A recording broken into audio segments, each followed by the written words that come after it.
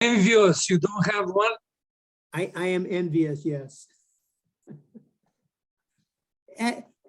But not to the point of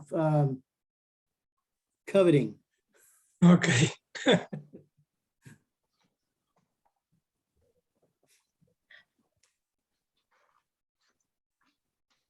morning.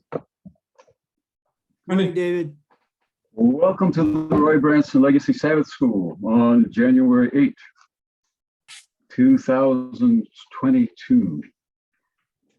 Hebrews chapter 10, beginning with verse 19 in the New Revised Standard Version.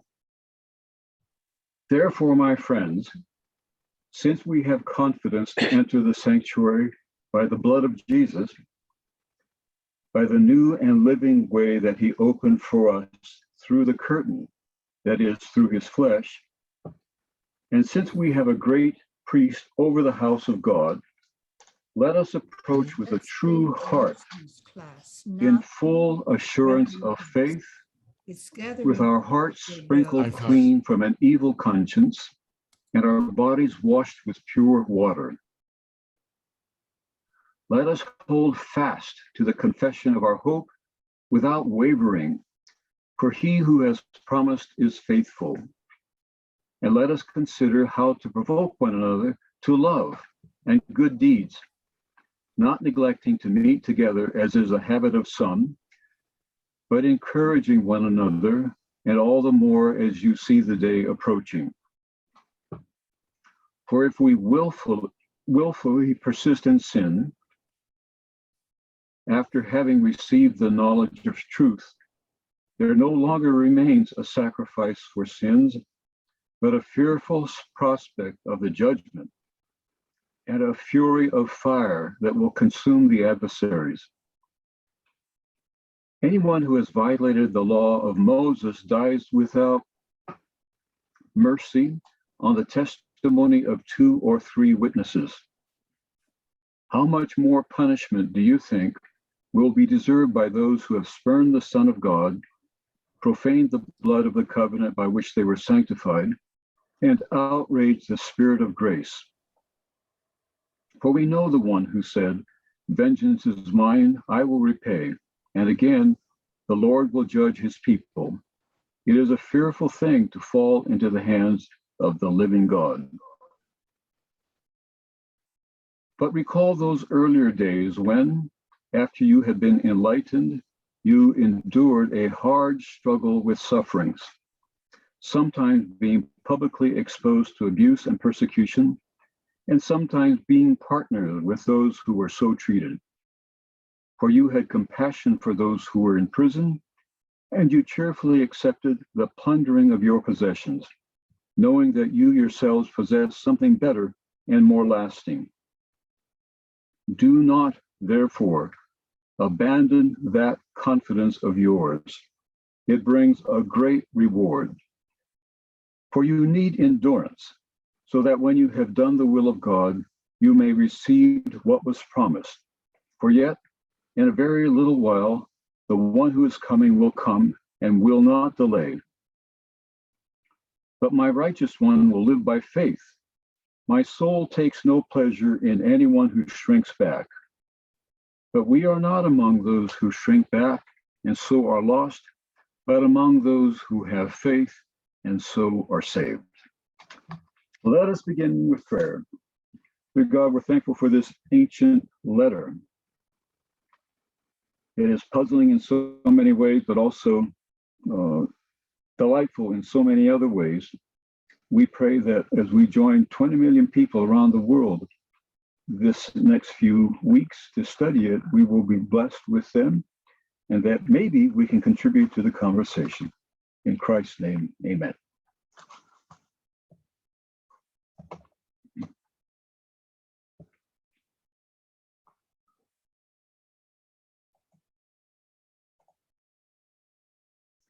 Well,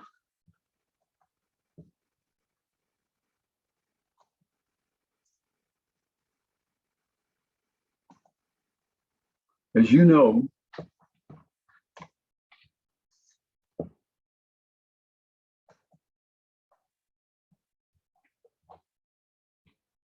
Last Sabbath, we had a discussion of books that we wanted to recommend to each other, and we did. And we had a wonderful time. And I learned a lot about other books that I need to read. On the other hand, when we came to the end of the session, I think we had completed reading all the books that people wanted to discuss. I had thought that we might go a second week on this book fest, but it seemed to me that we had come to the conclusion of a wonderful experience and that we should move on. I should ask before we proceed, though, is there anyone here this morning who would like to share with us a book? Did anyone come prepared to, or even desiring to share something? I don't want to cut you off if you did. Okay, then let's proceed. When this opening occurred at the last moment, Forrest and I considered a number of different alternatives, but in the end, I decided to take advantage of this opportunity to launch a discussion among us about the Epistle to the Hebrews. This is a text that is being studied by our denomination all around the world, and it's sort of impressive, I think, to think of 20 million people all around the world studying this ancient letter. And so I hope that over time, we will have a number of people come with us and share their views about this book. I am not an expert in the letter to the Hebrews. Very few people are, but we have some in our community who are. Dr. Bill Johnson, William Johnson, is surely one of the best on the letter to the epistles, and his phenomenological approach is one that I think takes us a long way down the right street. So we have him. We also have John Pauline, who has studied the book of Hebrews, letter to the Hebrews, a lot.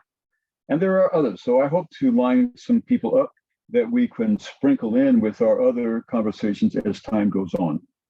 But here we go. Today, I'm interested in this text from my point of view, and that is of one who has been particularly fascinated by ethical issues over the years. Before we get started, though, I'd like to elaborate on something I have said before, and I would like to repeat by way of emphasis, and that is, I think we need a different approach to this book than we have sometimes had. And I'd like to make that point by referring us once again to an interview of William Johnson that Peter Dixon did on his very fine program on YouTube and on Facebook called Seventh-day Adventist Questions and Answers. It began a year or so ago as a celebration of the experience of Glacier View. I'm pausing because it's hard for me to think of that as something I'd like to celebrate. It struck me as very painful and maybe best left in the past. But there were those who thought it desirable to celebrate Glacier View 40 years after its occurrence. And so Peter Dixon, who describes himself as a former Seventh-day Adventist because he was disappointed in how things turned out at Glacier View and other matters, has led this conversation. I don't know him, but he strikes me as a very congenial and gracious person with whom it would be fun and rewarding to spend some time. I think his questioning is probing yet respectful, and I'm pleased for that. He has had a remarkable number of leading Seventh-day Adventists be interviewed on his program. I was once asked to be an interviewee, and I said, it sounds like a great project for which I am not qualified. And so I declined the invitation, and I think I'm not qualified. because the whole debate strikes me as something I can't enter. And I'd like to explain this a little bit.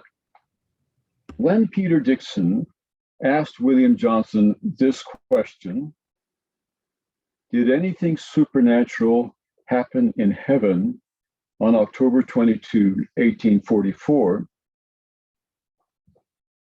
As I have said in my letter, and as you have seen if you looked at the video, Dr. Johnson turned to his left and looked far away. It seemed like he was looking at something better and greater than what was going on at the moment. And he paused looking there, and then he slowly came back and looked at Peter Dixon.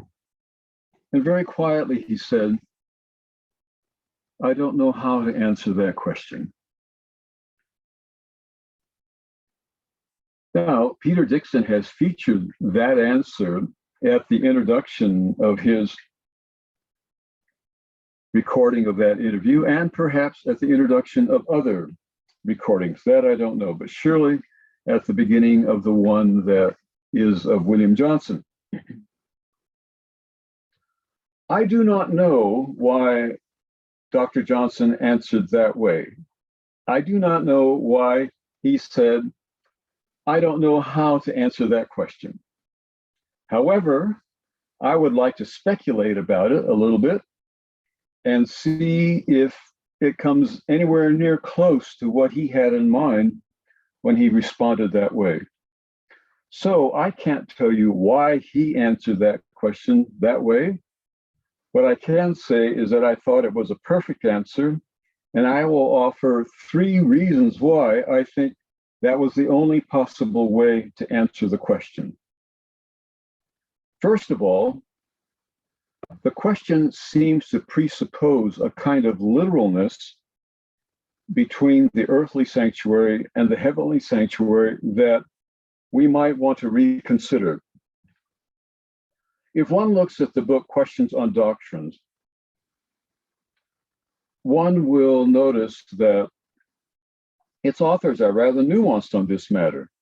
One of the questions is, do Seventh-day Adventists believe that there is a sanctuary, a literal sanctuary in heaven? And the book, Questions on Doctrine, begins by saying, rightly, it all depends upon what you mean by literal. And if by literal you mean something that was made of the same material and had exactly the same configuration and so forth and so on, no. Seventh-day Adventists don't believe that. They're very clear about that. On the other hand, we are not prepared to say that there was nothing, there is nothing in heaven that corresponds in any way to the earthly sanctuary amongst the people of Israel. So there is some relationship, but it is not a one-to-one relationship. And so we need to be cautious about asking questions that we cannot answer because they seem to be premised on a kind of literalness that we don't find persuasive and officially don't find persuasive. That's the point I'm trying to make. Now, if we back up a little bit, we will note that religious language is typically classified in 3 different ways. Sometimes we use religious language univocally, univocally, univocally. Now, that means that the word that we use to describe something that we know very well, and then we use it to describe something that we don't know so very well in heaven or elsewhere, we are using that same word with the same meaning in both cases. There's a one-to-one correlation between the meaning of the word as it is applied to something that we know well and something that we don't know very well. On the other extreme, there is the view that such language is equivocal. In that case, the one word refers to the 2 things with profoundly different meanings. Now, that makes one wonder about the value of using a term because it means such different things. For instance, I think you can read in Thomas Aquinas somewhere where he said God does love us, but God's love has nothing in common with what we think of as love. Now, I need to be cautious about that because it's been a while since I read it, but I do think Aquinas says that. Well, if there's nothing in common between what we understand love to be and what we understand God's love to be, it's hard to know how to take these terms seriously. So whether we talk about language univocally or equivocally, I think we're in trouble. But the third point of view between those is the standard one, and I think it's the one our denomination has taken. And I think it may be less prominent in the question that Peter Dixon asked, and that is to think of religious language as analogical. That is to say, there is some connection between what the word means when we use it in reference to things we know well, and what it means when we use it in reference to things we don't know well. There is some connection, but it is not one-to-one. Think of these meanings as different circles in a Venn diagram. On the one hand, in the middle, where those two circles overlap, there is a considerable similarity in meaning. But there's also on the outside of those two circles, or on the outside of that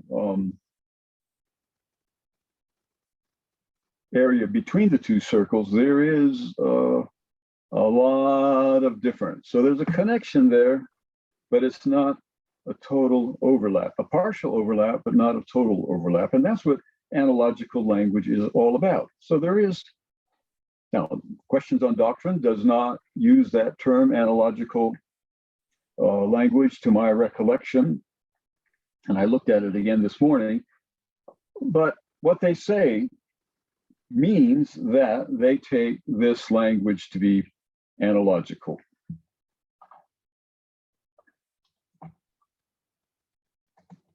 So that's one issue. It seems to me that the question presupposes a literalness that is not appropriate, and it is not prevalent in serious Adventist thought, as we see in very traditional texts like Questions on Doctrine. So that's the first issue. The second issue is a little bit more humorous, I think, and that is the question asks, did anything supernatural in heaven occur on that date? Well, if it happened, if it happened in heaven, it wasn't supernatural in heaven. Whatever happens in heaven is natural for heaven. And so we have difficulty asking or answering questions about whether something supernatural happened in heaven when anything that happens in heaven is by definition natural there. To make this point even more forcefully, I think, one needs to understand that in our own time, the word supernatural has come to mean contranatural, when in fact, it does not mean that. Think of a supermarket. It's not contrary to being a market, but it is a very impressive market. Think about being a superman or a superwoman, or even an engine that has been supered up. These are all intensifications and reapplications of that which is already there. So strictly speaking, we should not think of the supernatural as contrary to what is natural. Unfortunately, David Hume defined miracles as events that contradict the laws of nature. Well, that's not how Christians over the centuries have understood the word supernatural, and it's not how we should understand it. C.S. Lewis, on his book on miracles, begins with that definition. He says, well, let's begin with the standard idea that miracles are events that contradict the laws of nature.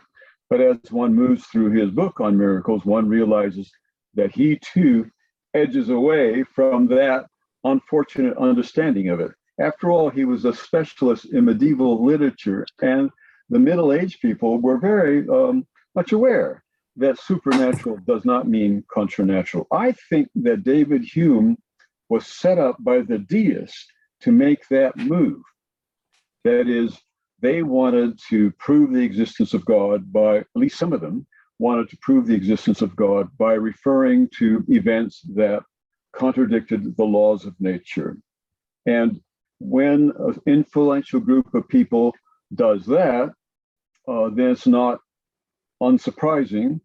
That it's not surprising that others will say, okay, if that's what you mean by miracles, we'll show you why they can't possibly exist. And those like David Hume, who began with that definition of miracles, were right in refuting miracles so defined. There are no miracles if we use the word miracle to mean contrary to nature, rather than an intensification or an application or some continuation, but in a more powerful form of what we understand to be natural. Okay, that's the second issue. The first one has to do with the literalness of the discourse, and also the second one has to do with this notion of the supernatural. And although it is not too terribly important in that particular question, the whole issue of whether we should understand the supernatural as the contranatural is very important. Okay, that's the second issue. The third issue is even more speculative and fanciful, but it is also important. We know that the New Testament says that for God, 1,000 years are as one day, and one day is as 1,000 years. Now, when I think about that, I think that when the text says 1,000 years are as one day, the text is suggesting that God's experience of time is much more extensive than is our experience of time. But when it says that one day is like 1,000 years, that is, for God, what we consider to be one day gets really stretched out, then the issue is not how much more extensive God's experience of time is, but how much more intensive it is. And both of those need to be kept in mind when we think about this matter. Now, strictly speaking, the question presupposes that a particular date in North America, according to Eastern Standard Time, is the same thing as what is happening in Heaven Standard Time. And that's not so. Just to continue this rather fanciful line of reasoning a little further, when we look at the stars, we know that we are not seeing the stars where they are, but we are seeing the stars where they were. And sometimes the star is close enough that the difference is only a matter of minutes or hours, but sometimes the difference is great. I read this morning that if a star that was named exploded in Orion, well, I take Orion because a lot of people think Orion has something to do with heaven. If something exploded in Orion, it would be centuries before we would know it. It's so far away that even the speed of light would not be able to overcome centuries of difference.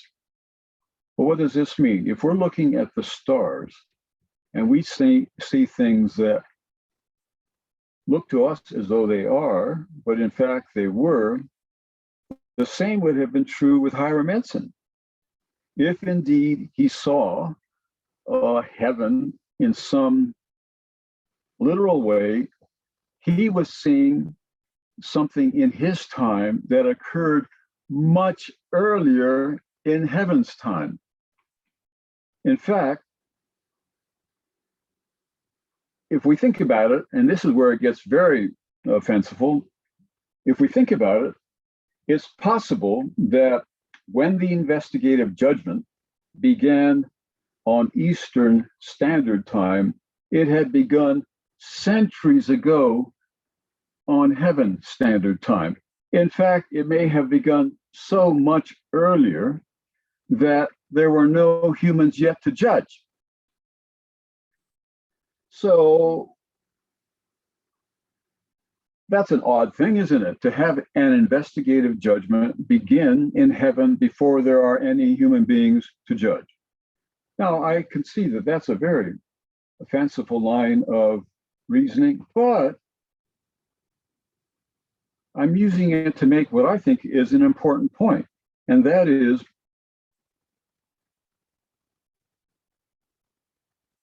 we need to be cautious about presupposing that a moment on earth is the same moment in heaven. Now, surely God could have performed a miracle such that it appeared to Hiram Edson that what was happening, that what was happening on earth was happening concurrently in heaven. Surely God could have performed such a miracle, understood as we previously defined them. But even if that occurred, it would be a way of saying that, in fact, what happened began much earlier, and therefore God had to create a miracle to make it appear to Hiram Edson as though it were appearing now. So I think it's really hard to answer that question Peter Dixon asked. That is, did anything supernatural happen in heaven on October 22, 1844? It's a good question. And it's one that we should ponder. It's a good question because it asks us to think about the matter. But some good questions are not answerable. And I think that this is a good question that's not answerable.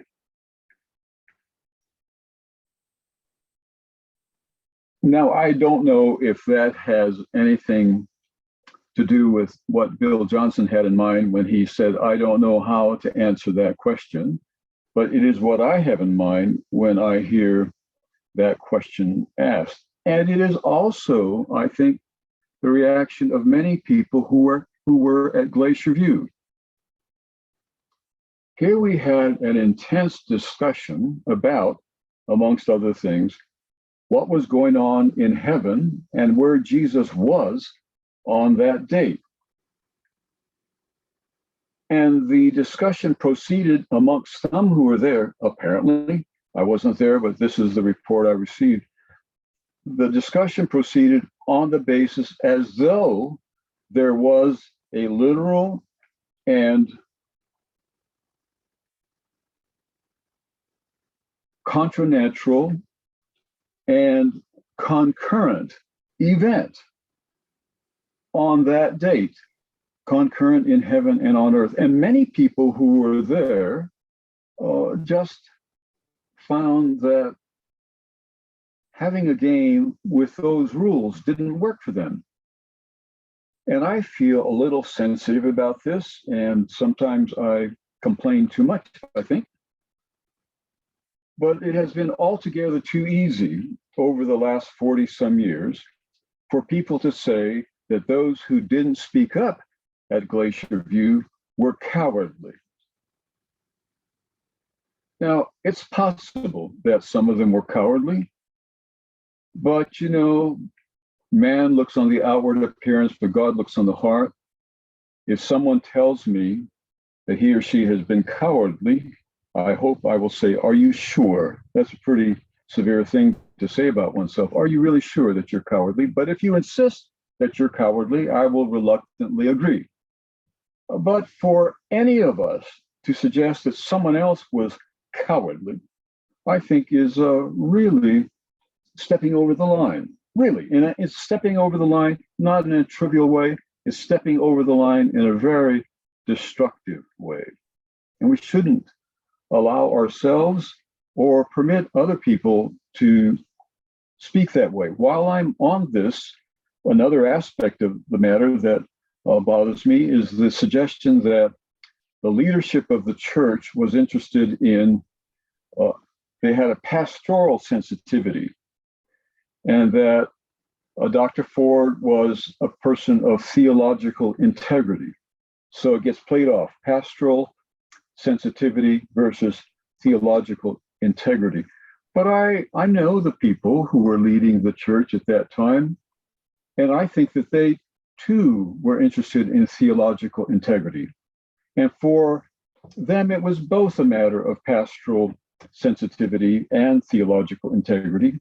On the other hand, I think that Dr. Ford was marked by enormous pastoral sensitivity. If anything, his whole agenda was trying to solve a theological problem that would not be worth discussing other than the fact that it was besetting many people, and his motivation for taking it up and addressing it was that it was hurting people. And that was not an academic issue that would be something one would publish in the Journal of Biblical Literature or something like that. No, it was a pastoral issue. He looked at people suffering from an unfortunate understanding of all of these matters. And as a pastor, he addressed the issue theologically. So I want to say, both on the side of the administrators, there was pastoral sensitivity and theological integrity. And on the side of Dr. Ford, there was also both pastoral sensitivity and theological integrity. And to play them off that way is not how I would find most helpful. Okay, that's all about that. I'll pause now to see if anybody wants to make a question, or make a comment, or ask a question, because at this point, I'd like to move as soon as we can into the letter of the Hebrews. What I've done is try to do a theologica negativia, that is, clear out the theological underbrush so we can plant something new on the bare soil. But before doing that, let's have some response. I see Simone is wanting to speak, and that's fine. Forrest, can you sort of manage this for us? I shall manage. Simona, go ahead. So I would like to address the last item that you mentioned, which is the matter of time. Simone, I think you can go ahead. Yeah, she's speaking now. I am speaking. Can you hear me? Yeah, right. Yeah. Okay. You might, I'm not hearing Forrest. You can't hear me? Can you hear me might- now? I can hear you, Simona. Huh. David, can you? Forrest, I don't hear you. Is everybody else hearing Forrest? Yes. Huh. Okay. Yes. I hear Forrest loud and clear. Okay, so I would just like to address the question of time. I think it's very... If Simone's talking, I'm not hearing her. Okay, so hold on a minute, would Simone. somebody relay to me what she's saying? Well, you're the one that has the problem, David, with your audio.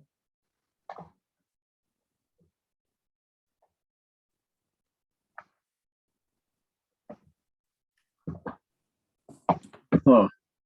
No, As you often tell us, just unmute Yeah. yourself. just a minute. Yeah, this is good. This is being recorded, so Dave can listen to it later. Okay. It's true.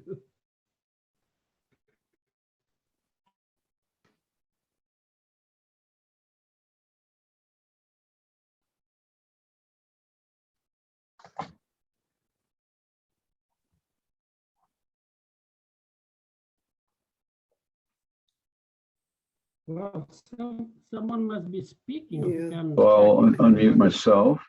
I just, Maybe I'll go to Bronwyn's computer and see if I can hear things there. Everybody else can hear each other, right?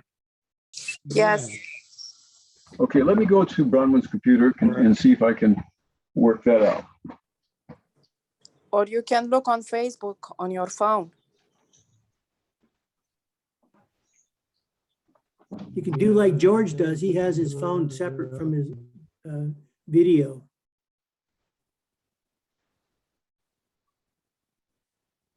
Yeah, the good back, having this. Although, Forrest, you can hear me okay now today, right? Yeah, once in a while I get kind of a bottom of a bucket Yeah. sound from you, but right now I can hear you.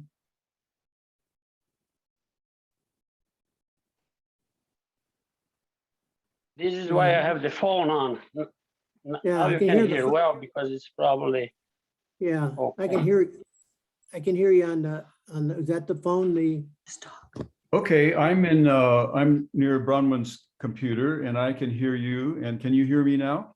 yes, we can. Okay, here we go. Simona, start your question again, please. So I would like to address the question of time. I think it's a little bit too literal to consider heaven as something that is in our understanding of the space-time continuum, which means that it's X light years away from us, and that the time, the way we see it, runs in that particular fashion. I mean, physically speaking, it's possible to have multiple dimensions and to have things happen at the same time, virtually within the same space, sort of. And many other physical understandings of the space would go against this idea that the time here and the time in heaven, wherever that is something that is separated by thousands or millions of years. I think it's a very literal understanding of what heaven is or where it may be. And I don't think that we have sufficient knowledge to say either way. But if God can act immediately at a time when somebody prays, or at a time when there is a need, then clearly there is no lag in between God's action and our need or need of this world. And secondly, we consider ourselves in terms of time. Our understanding of time is linear. But God, who knows everything, past, present, and future, for him, all the time happens at the same time. And so I think it's a little bit too literal to consider that there was some kind of a physical or time lag between heaven and the vision of what's happening in the sanctuary. Just my 2 cents. Well, is it okay if I respond for us? Yeah, go ahead. Okay. We can hear you. We can All hear right, you. thank you. Thank you. I think Simone is saying two different things. At least I hear her saying two different things. On the one hand, I hear her saying that the differences between time on earth and time on heaven, wherever that is, those are very great, and we should not be too literal. And I think that's another way of saying what I was trying to say. The other thing Simone was saying, though, is that God can answer a prayer immediately according to our requests, and that sort of, I think, nudges in the other way. I don't have any reason for denying that. I think my point is trying to be Simone's first point, and that is, so many of these questions, including the one that Peter Dixon asked, presuppose a literalness that's not sustainable. And that makes the whole discussion questionable. I think even though Simone is saying something in addition to that, with which I agree, I think that is the same. I think that's the point Simone was making. And I think it's the one that I was hoping to make too. I don't know if she wants to respond to that. Well, my point is that we don't know where the heaven is. We don't know whether the heaven is distance in terms of we understand it, like from here to, say, galaxies in what we understand to be the Orion constellation, or it's something that is simply in a different dimension that could be right next door and in a place that runs concurrently with our own time. So we do not understand these questions. And so I think that speculating about it is a little bit too, should not be done.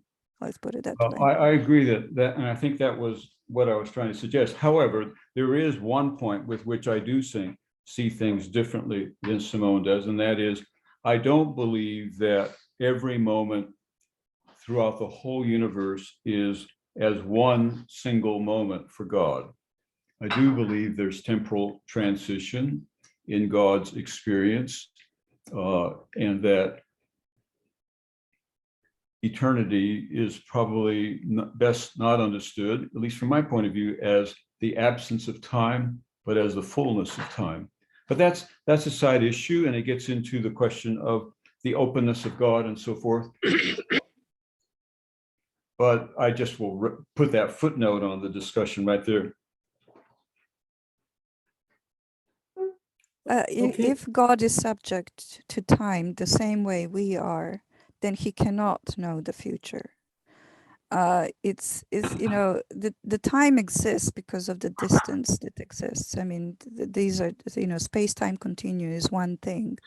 And so understanding that God cannot see the time in a different fashion is something else. I mean, for God to be omnipresent and to know everything and to be present at all times requires a different relationship to time than the one we have.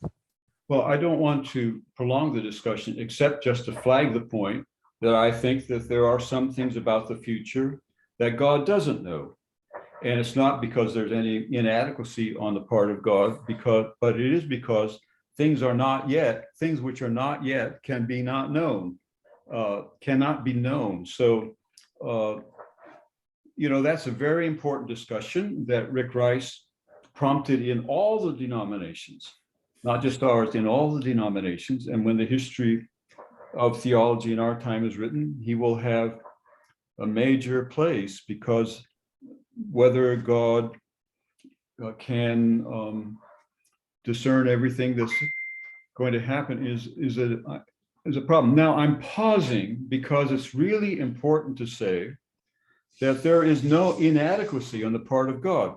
There is nothing in the future that God does not know. But God does not know and cannot know those things which are not yet and could possibly not be if people and other beings exercise their freedom differently. Now, I don't really find myself wanting to get any deeper into that than this, but I do want to register that not everyone believes that God's omnitemporalness includes knowledge of things that are totally contingent. Anyway, that's it.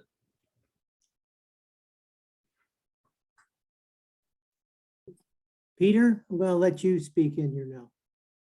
I am on. You are on, yes. David, I'd like to discuss two of your 3 points. You use the word speculative, and I don't think it's anything wrong with that, because this is enriching our discussion. The first point that I want to address, miracles. You mentioned David Hume, the way they were looked at during the Middle Ages, and as God working outside the laws of nature, or what God suspending the laws of nature. Well, in regard to this, I in favor very much of how Dr. Provenza explained that, and I think you are familiar with his explanation. That he didn't consider that God suspended the laws of nature when he performed miracles, but rather he worked inside the laws of nature, but in the ways that we do not understand. I believe this is a much better explanation. In regard to God's time, I believe that we should not talk about God's time, because since creation, he was talking with us about our time.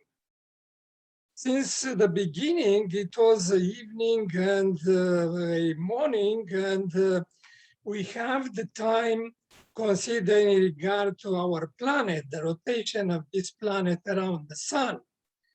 And that's the way the prophecies were given to us and everything else in the Bible. God is talking with us in our time, the way we see the time, not what happened in heaven, because even one day it's like 1,000 years.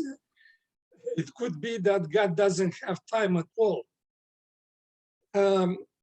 And I remember that at one time, in one occasion, Jesus, talking with disciples, he admonished them that they do not understand the earthly things, but how they expected to understand the heavenly things if we will talk with them in terms of heavenly things.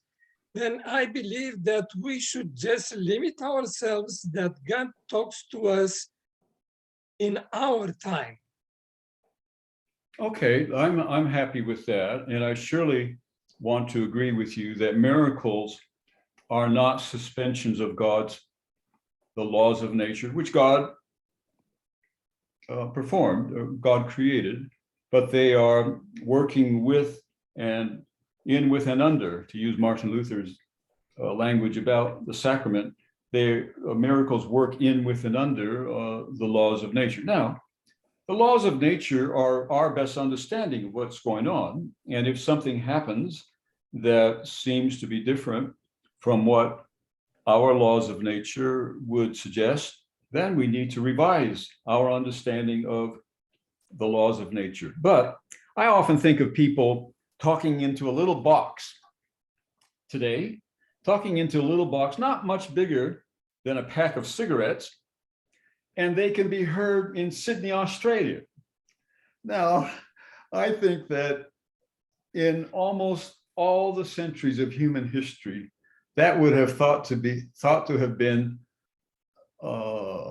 contrary to nature, but we know it isn't.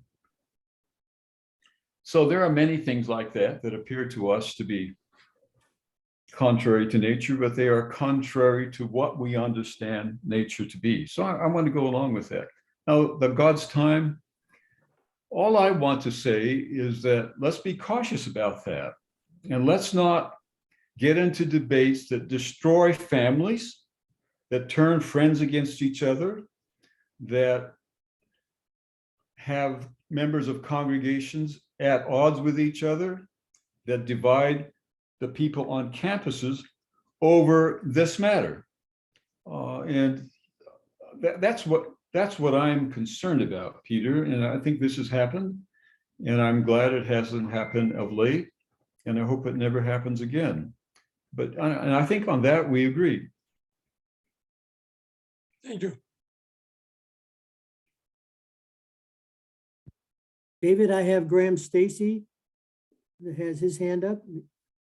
Okay. Go ahead, Graham. Morning, everybody. I'm not a frequent contributor, but have been in the past, and I'm really enjoying and appreciating the conversation. I'm wrestling as I listen with two not competing emotions, but maybe parallel. One is sadness. Let me say just a quick word about that is, if I take a step back I have to assume that the book of Hebrews and all the rest of the good books that are profitable for doctrine and teaching and instruction and incredibly valuable, all of these books depend upon me making the assumption that God is actually speaking through them before I use them to prove that God is speaking. And it's always struck me as being at least somewhat circular. I must start with the assumption that it's valid. So the sadness word comes in is that I was not a player either, David, or a significant person. I was just a young pastor during Glacier View. And I don't know whether I formulated the thinking at that time, but it struck me around about that time that both sides were doing their best to articulate their point of view, but their points of view were, maybe they both considered their points of view the best explanations, maybe they were the probable explanations, but they were more hypotheses than statements of fact. There's no way that you can resolve, I think, a theological argument because you can't falsify any of it. But we accept it by faith. So the sadness for me is that Glacier View was about an all-out battle, street fight with knives about things that could not be brought to a conclusion. You had to rely on power and authority to win those arguments and demonize one side or the other. So there is no conclusion to that unless you assume that God did have a definitive point of view in there. And I'm not sure that it's there. I think it is the best thinking of the day of sincere saints as they recorded the scripture. So that I have the feeling of sadness. The other feeling, and I'm not being disingenuous in any way, but I have a feeling of disquiet. You know, can I still be a believer with that point of view? Or am I really an atheist, but just not willing to admit it? Because when I think of Glacier View, and it did change my life, I realized very quickly there was no solution. There was no possibility of winning an argument when you can't claim the authority, the source as sort of beyond reproach. And in that, I think when I step back a bit and say, that's the best thinking of these people on the day, it helps at least explain what happened to me. It doesn't resolve it.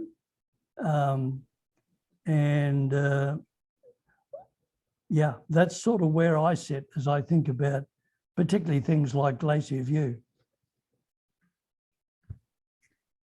Well, I'm thankful, Graham, that you were here on this discussion, and that you can speak from experience of being right in the midst of all of those discussions and exchanges, and I guess we can use the word battles. I share the sadness when I think of how many homes were broken up by this. When I think of how many of your colleagues in Adventist ministry no longer are there. And I know that you're developing a ministry for that particular group of people. And I think that that's just wonderful. But to it wasn't worth it, Graham. It just wasn't worth it. And the human carnage that was left behind, and I was close to some of it on more than one side of these issues, was just nothing to celebrate in my view, nothing. And it's not as though one person was treated unfairly or one group was, but it was just sad all the way around the circle. So I agree with that. The other thing I want to say before moving on to a third, and that is, last time I mentioned that I've been reading a 2-volume biography of George Whitefield, who was a colleague of John Wesley's and eventually was estranged from John Wesley, not because of what he did and said, but because of what John Wesley said. And I wish I had brought those volumes to the desk this morning, because again and again, George Whitefield claimed that I do believe in, let's say, predestination. That was one of the issues. And I believe it. At one point, he says 1,000 times more than I previously believed it. But, beloved Mr. Wesley, let us not make this difference a public matter of controversy. We have more in common than this difference, and let's preach and teach and organize societies, as they both did, on the basis of what we have in common. And I plead with you not to make this issue a matter of public contention. Let's talk about it in private. Let's share our views. Let's even disagree with some figure in private. But let us not divide the body of Christ this way.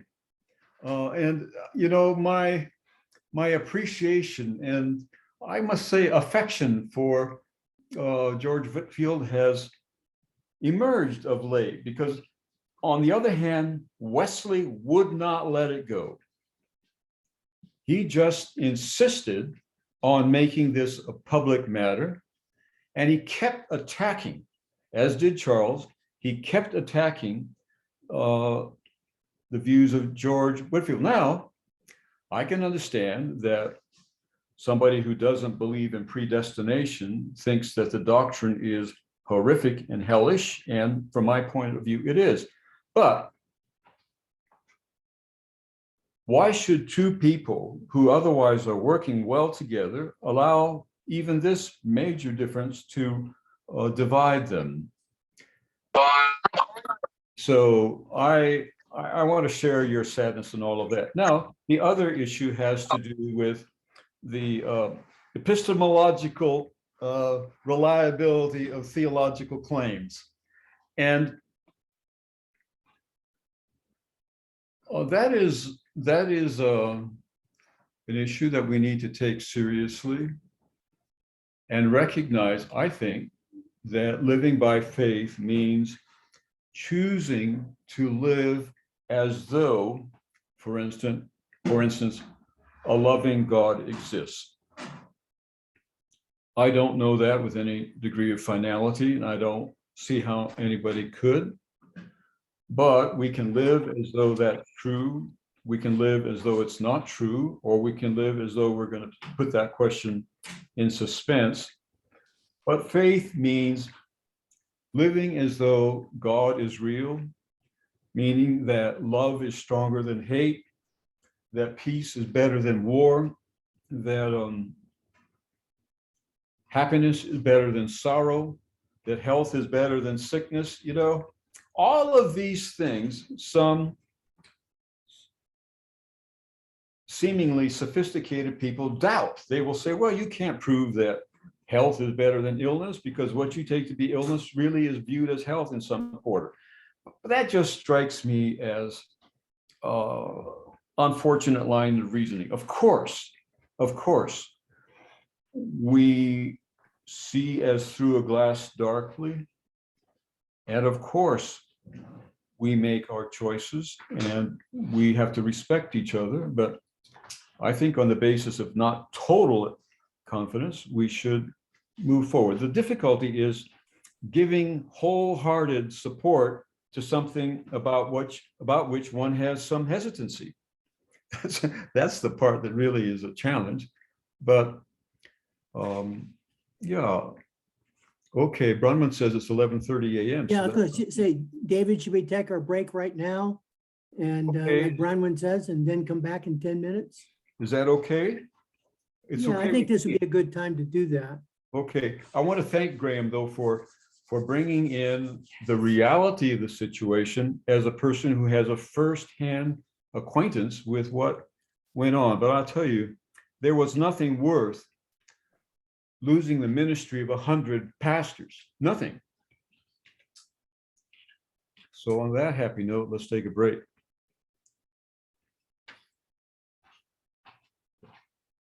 Okay, what time is it now? It's 11:33. Let's come back at 11:45. Will that be okay? That'd be 17 minutes. 11:45.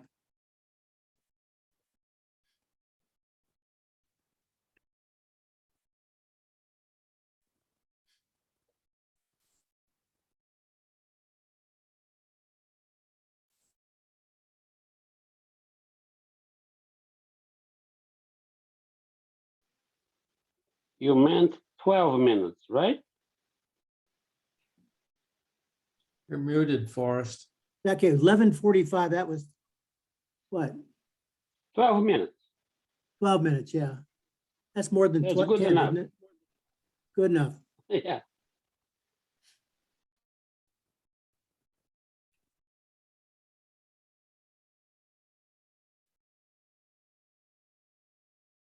I would like someone to speak to the reality of what Jesus said to the disciples when he said, if you have seen me, you have seen the Father. I Okay, I've resumed the recording. Okay. I think you're hearing each other now, aren't you, David? So you can stay up there. Are you hearing me, David? David? No, I don't think so, Bronwyn. Oh, okay. All right.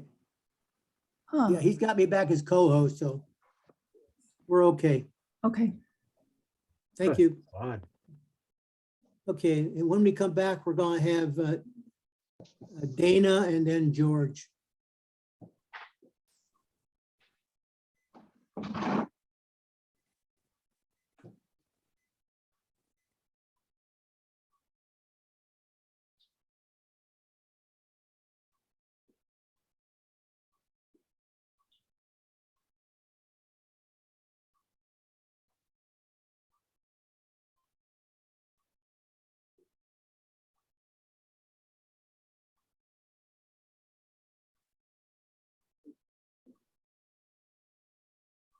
Okay, David, are you back on yet?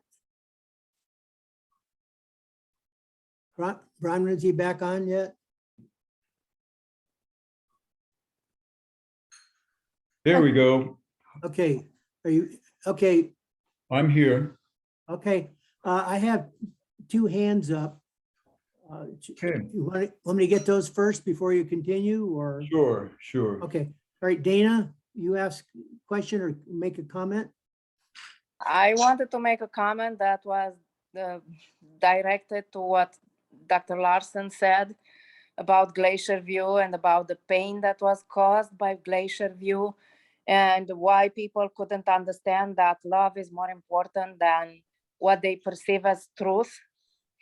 So my answer was they couldn't understand because for thousands of years, we were told and we were taught that truth is more important than everything.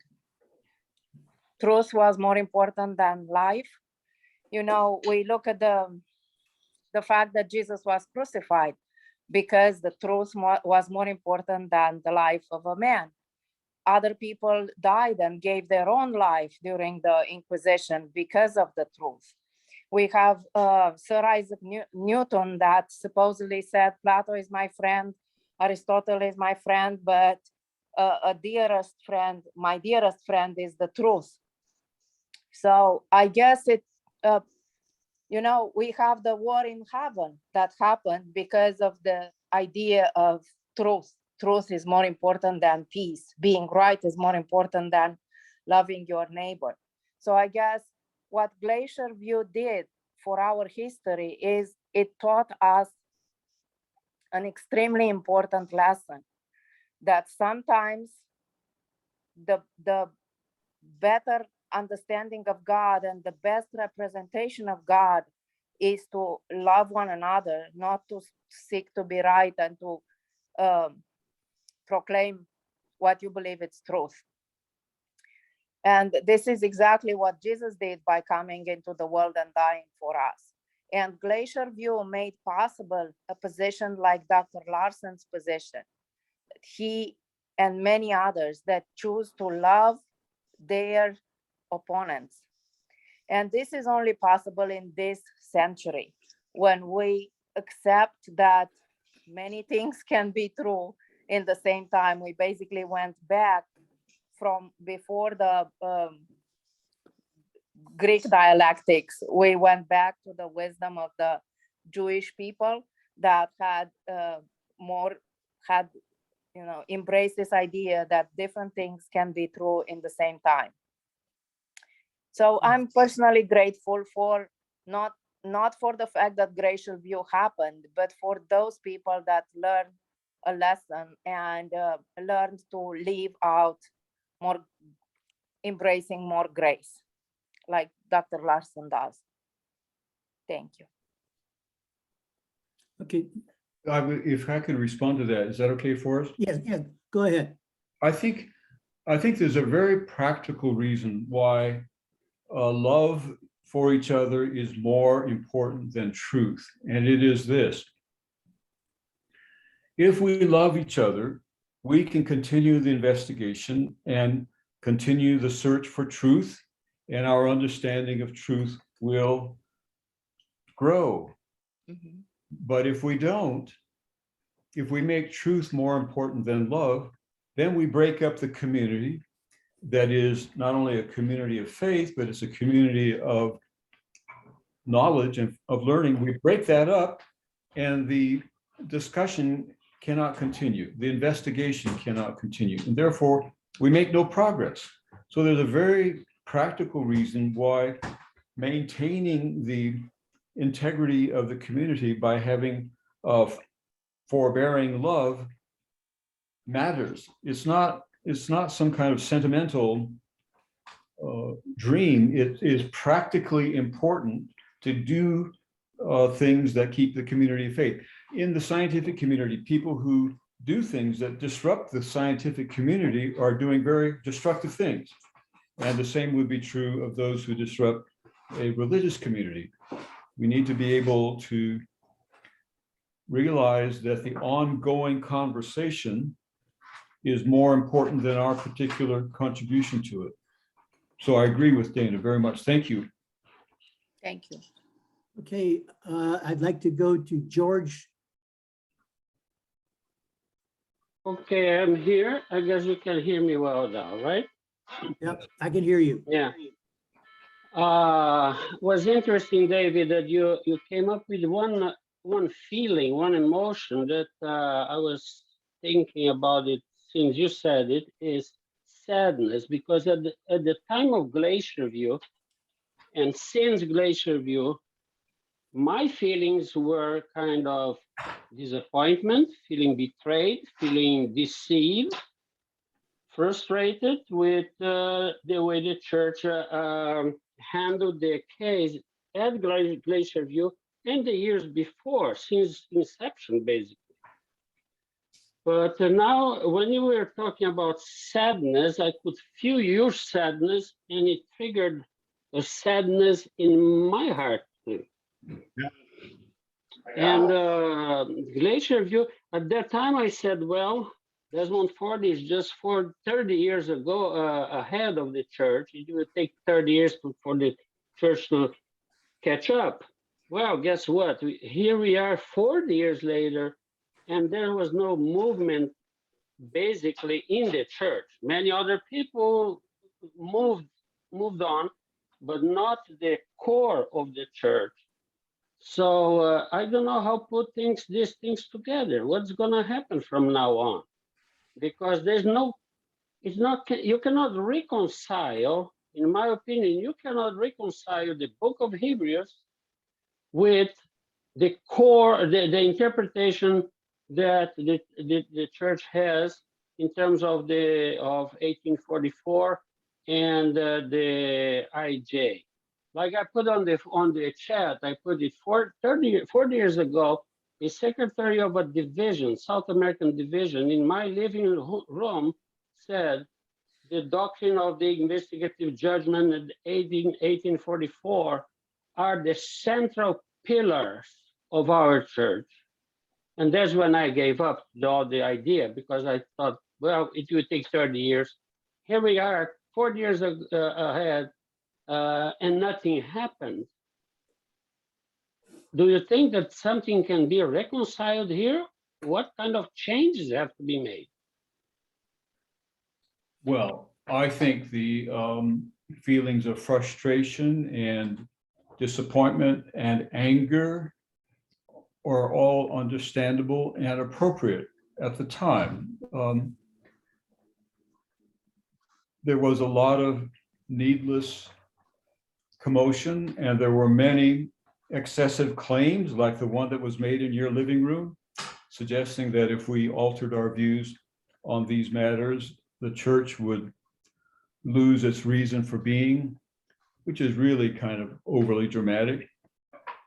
We've changed our views on a lot of things over the years. And I think that's one way to get some encouragement, and that is to study the history of Adventist thought and see how on many topics we have changed over the years. In fact, on matters more important than this one, like the human nature of Jesus and the divine nature of Jesus and the Trinity and so forth.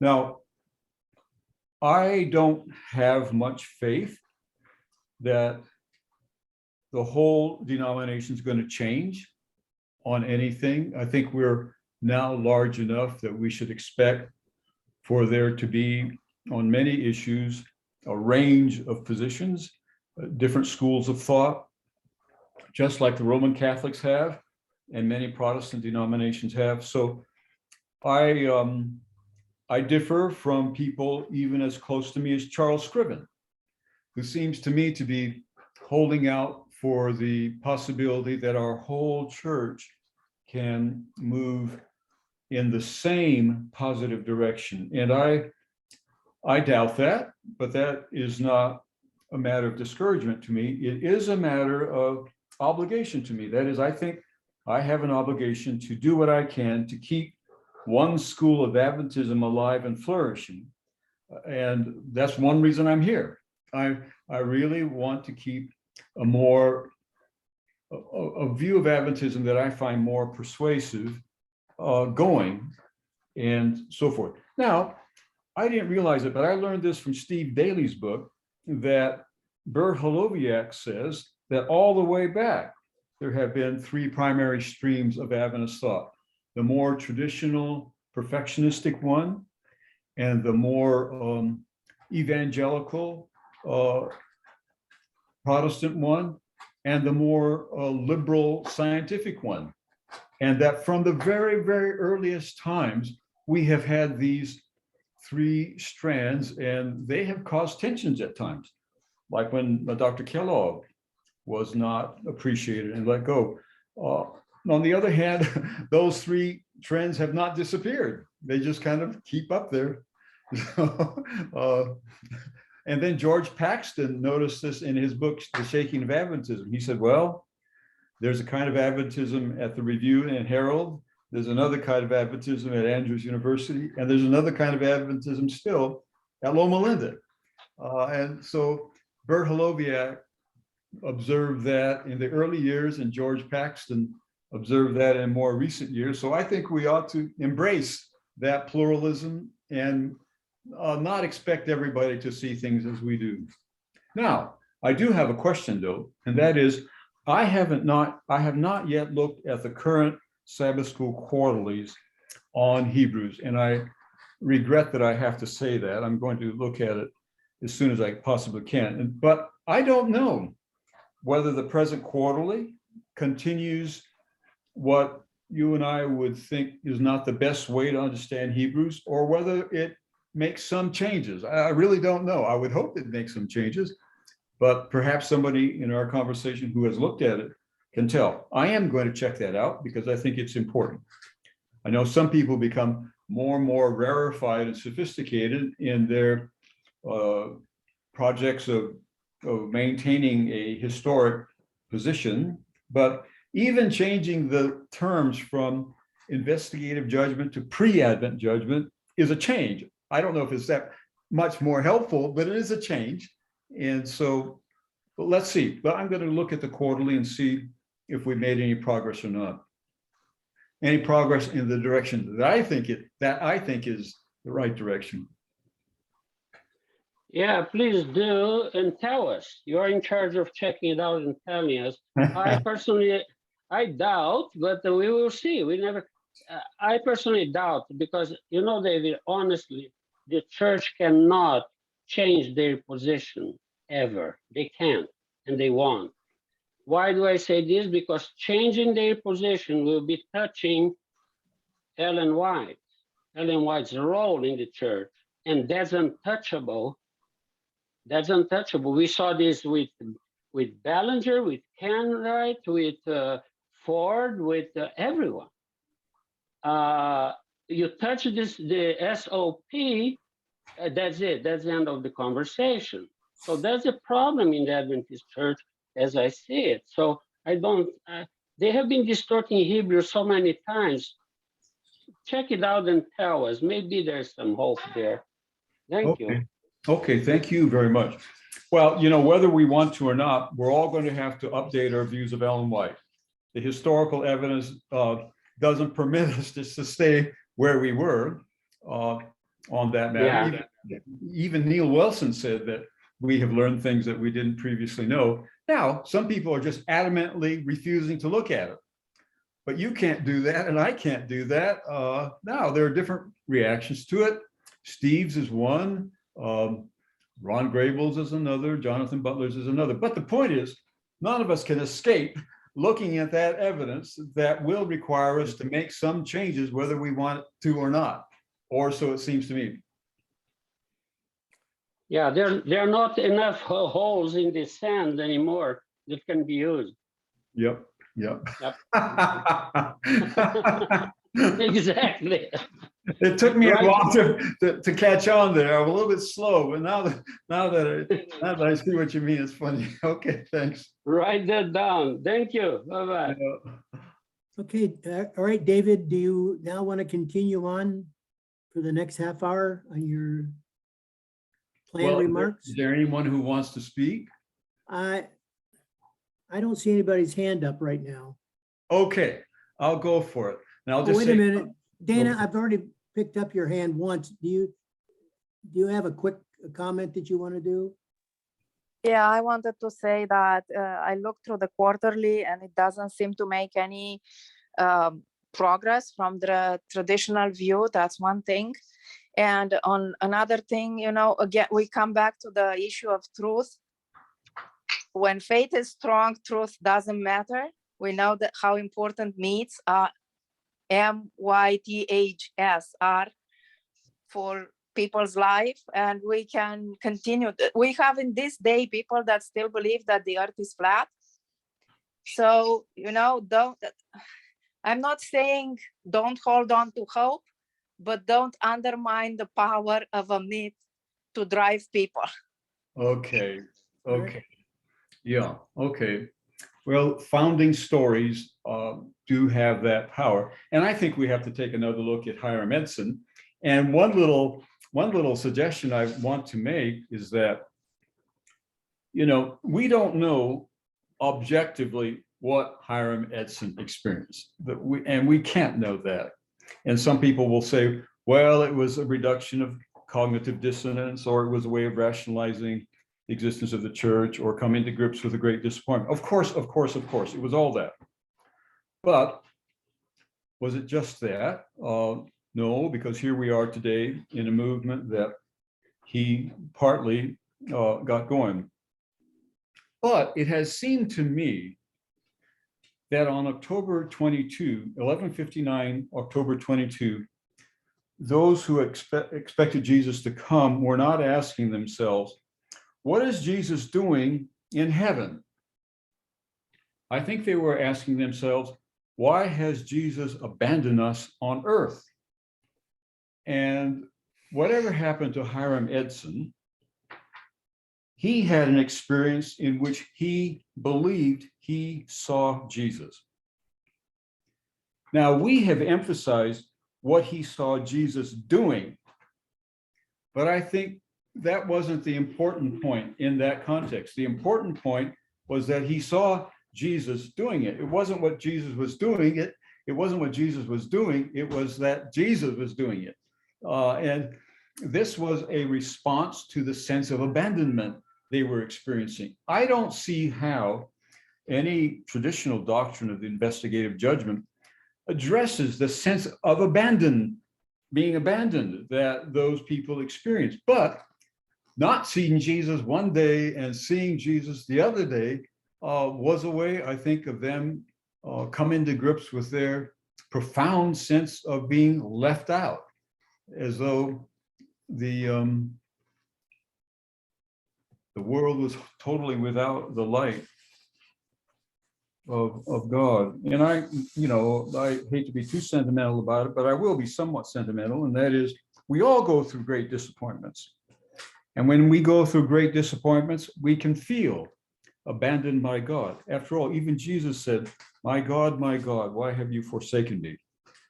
But he also said, into thy hands I commend my spirit. So we go through these patterns of darkness, but we need to recall that when we feel abandoned, we aren't necessarily abandoned. And from a Christian point of view, we aren't abandoned. And I think that's a powerful message, but it's a different one than what we typically have received from Hiram Edson's experience. So thank you, David. By the way, I have Peter's hand up here. You want to take his question now? Sure. Let's complete this topic, and well, I want to get to the letter of Hebrews, and I'll say at least a little bit about it before we conclude today, but we can continue that conversation. Let's deal with this matter and hopefully deal with it sufficiently so that we don't need to return to it. Okay, Peter, go ahead. Very quickly, talking about the importance of truth. Dave, you said that love is more important than truth. I believe this is the way I understood it, at least. I believe the Apostle Paul is giving us a very interesting suggestion in regard to that. For him, truth was extremely important, but he recommended us to tell the truth in love. Yes. And if we tell it in love, we avoid a lot of problems that you mentioned that were created in regard to this discussion about the sanctuary. I believe God made us balanced people, and I saw in my life people with extreme views of left or right that finally they lost their way. Yes. Then my suggestion is to be balanced people. Right. Because this is good for our lives. And now very quick in regard to God's time. When I was thinking of one example in the Bible, when Daniel started praying. Yes. He mentioned that the angel Gabriel, when he came to him, mentioned that when you started praying, the command from God to come here and explain came. And here I am. I mean, for God didn't take too long time to communicate with us. He doesn't need light years to communicate with us. And I believe that will be important if we take in discussion talking about God's time, his immanence. What do you think about? The humanness of God, is that what I understood? Immanence. Oh, eminence. Oh, yes, imminence. Okay, yeah. Well, I think that that's very important to keep into mind. All I'm trying to say in that little fanciful line of argument is that we better not be too dogmatic about what we think is going on in heaven. After all, the examples you use are occasions in which God comes to earth. They're not occasions in which we go to heaven. So the movement is that way toward us. So yeah, for sure. And I do think that speaking the truth in love is the ideal. It's not always easy to do that. And I particularly don't find it always easy to speak the truth in love, but I think if to the extent that we can do that, to the extent that we can speak the truth in love, we will have a healthier community. So yes, thank you for that. Okay, thank you, Peter. I'd like to go to Terry Dunder right now. Terry? Well, I think the real issue we're pulling at is how we can make Christ the center, how we can meet the targets that we were given in 1 Corinthians 13 and still proclaim that we are the only people that have the truth, and that some aspects of our theology are, you just cannot violate them. As George was saying, it's a third rail. You touch this and you touch that, and it's over if you're employed by the church, because you cannot go against the organization. It seems to me that the only way out of this quandary is for us to admit that God is coming, if at all, for everyone. And there's something much more fundamental, and you mentioned it, David, repeatedly, the love that has to be the basis for how we deal with other people. But can we really appear? Can we appear loving to other people when we say, this is the truth, walk in it? It's impossible to come across any other way than arrogant and in violation of many of the aspects of 1 Corinthians 13. Do you see any way through that? No, if I don't see how we can be perceived as or actually be a loving community of faith if we believe that we are the only people who have the truth. That is, those two are not compatible. I think we can say this is the best understanding we have so far, and we would like to share our understanding with you, and we would like to hear your understanding, because surely we can all learn from each other. But as long as we have the view that we exclusively know the truth and we exclusively know what's right, there is no possibility of moving that way. Now, I'm wholly agreeing with you on that. But I would like to say this, I couldn't help but think of it. Much to my surprise, I'm back in the classroom. I said I would never do that again, but here I am. January 6th, I was back in the classroom with quite a few pharmacy students who are working toward their doctorates in pharmacy. Quite a large group of them, though it was a smaller group because a number of them are out with COVID. And so we're having to work our way through that. But the first presentation I made was on this issue. And I went to Matthew 5 and I said, now notice here, it says, blessed are the pure in heart, for they shall see God. And I didn't know if you noticed that in the scripture I read, it talked about people having true hearts, not pure hearts, but true hearts.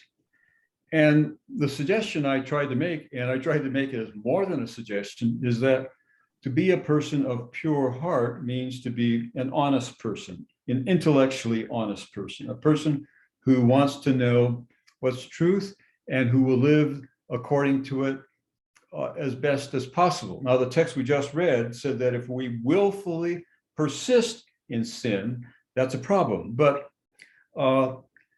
blessed are the pure in heart, for what? They will see God, right? The pure in heart. Heaven is going to be populated by those who are pure in heart, those who are intellectually, persons of intellectual integrity, without regard to their religious affiliations of any sort. That's what we have from Jesus. And then on the other hand, we have from him the story of those who did and did not help those in need, and many people who thought they were going to be in the kingdom are not, because they didn't help people in need. And those who are will sometimes be surprised that they're there, but they did help people in need. So those are the two criteria in the scriptures. One is, are you intellectually honest? And two, do you help people when you have a chance? I think those are issues. Then I went back to my mother, as you have often heard me say. My mother's view was the right one, and that is, everyone will be in heaven except for those for whom heaven would be held. That's it. And I think she was right about that. So I take your point about the impossibility of this combination. I also think that it's possible to say things like I did on this past Thursday and get away with it. We'll see. Thank you. Okay, I have Simona. So I just want to say that, in terms of truth, the concept of truth is absolute. Our understanding of truth is something else. We are imperfect. We do not, things that we may consider true are just our vision of and our understanding this current time in where we are in our instance. So a little bit of humility goes a long way.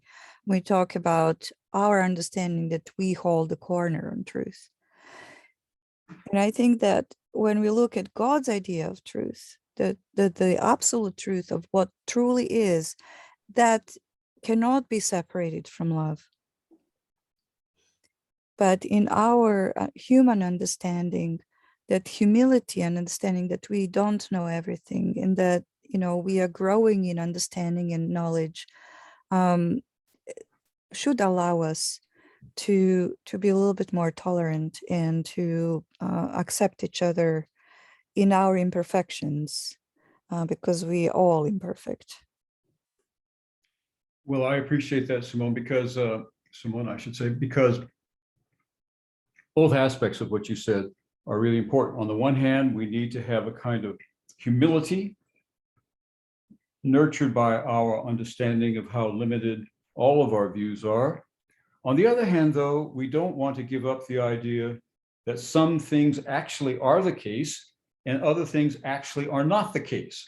And I think some forms of modern thought go beyond suggesting that we should be humble about our knowledge, but go to the extent that at least they seem to be saying that there is nothing that we can hope to make progress toward with regard to what is actually the case and what is not actually the case. So I think it's good to be humble, but not so good to be a thoroughgoing skeptic. So you mentioned both of those points, and I think they're helpful ones. Thank you. All right, David, we've got 15 minutes, and you want to have a few words to say about the book of Hebrews? I do. Let me just say a few words, and then we'll call it a Sabbath. And that is, I have asked this question to myself. If the letter to the Hebrews is the solution, what's the problem? And I have become convinced that this is summarized right at the end of the letter in a way that we should take seriously. And I'm thinking of just a short verse here that I think I put in the letter that I sent out, and it is in Hebrews chapter 13 and verse 22. It says, I appeal to you, brothers and sisters, bear with my word of exhortation, for I have written to you briefly. Well, that's a little bit of a startling statement because it's hard for me to think of the letter to the Hebrews as brief.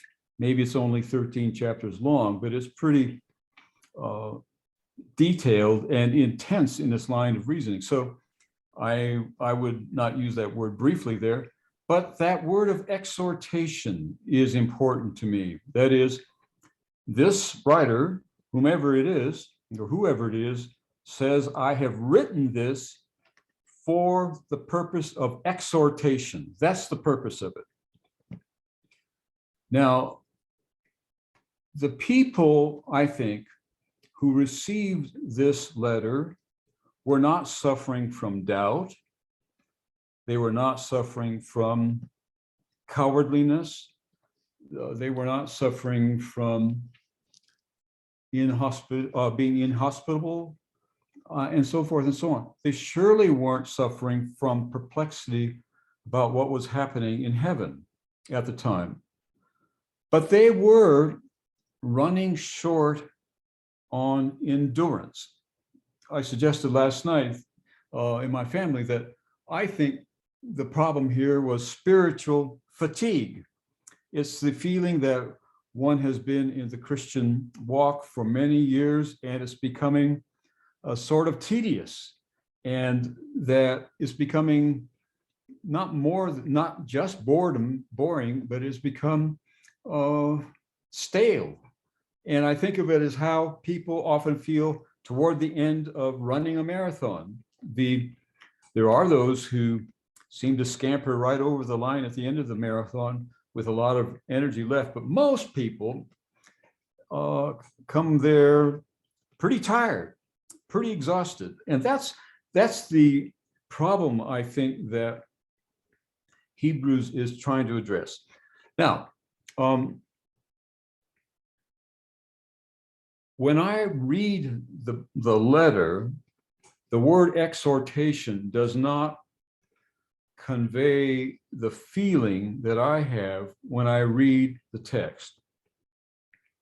It sounds to me a little preachy. It sounds to me as though the letter is trying to give us a little bit of a rebuke maybe and tell us to sort of get it together, get going. And that is not the feeling I have from the text itself. So I looked up the word, and the first meaning of the word in the dictionary I used, which I think is a pretty reliable one, Greek dictionary I used, was encouragement. Not exhortation, encouragement. And that is, I think, the point of the book, or the point of the letter. It's an attempt to encourage people, not to inform them and not to rebuke them, but to encourage them. And I hope that we can read the letter as an epistle that causes people to feel encouraged. That's the point of the book. And if we read the whole letter or the whole book with that in mind, I think we will see it in a much more positive direction than we sometimes have. Now, it goes into quite detailed arguments about how much superior Jesus is to many other options. And I take it that this is because the fatigue people were experiencing included increasing doubt about how significant Jesus actually was. So the book is structured around comparing Jesus to other possibilities and arguing that to each of them, Jesus is superior. So it's not just that he's the letter to the Hebrews, which may have been written by a woman after all. It's not just that the letter to the Hebrews is trying to encourage people or trying to clarify who Jesus is, but the connection between the two is important. That is, people ought to feel encouraged because Jesus is as significant now as they earlier thought it was. So the letter is constructed around the idea that Jesus is superior to the priests, to the angels. Jesus is superior to Moses. Jesus is superior to the priest. And in fact, Jesus is a priest in the Melchizedek order rather than the Levitical order. And that shows that Jesus is superior even to that. So all the way, the book is structured around these claims that Jesus is superior to other possibilities, other people, other movements, and so forth. And that claim is the one that keeps coming up again and again and again. And I think if we look at it that way, if we look at it as a letter that's seeking to encourage us, and if we see that what it says about the superiority of Jesus Christ is directly related to the text's hope to encourage us, I think we'll make progress. And I think that we will have fun reading the letter and talking about the letter. I hope that we have discussed these other ways of understanding Hebrew,